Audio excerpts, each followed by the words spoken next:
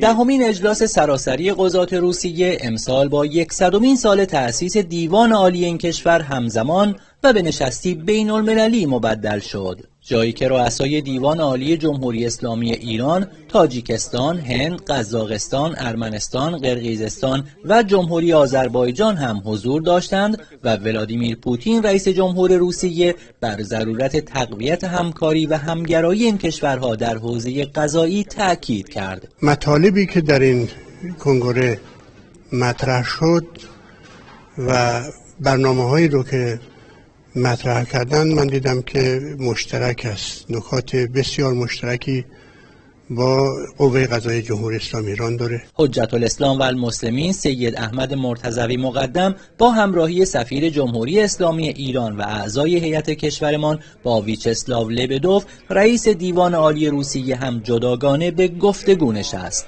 ما نقاط مشترک بسیاری داریم. تفاهم نامه ها و موافقت نامه هایی رو بین قوه قضاییه جمهوری اسلامی ایران و دیوان عالی کشور روسیه داشتیم.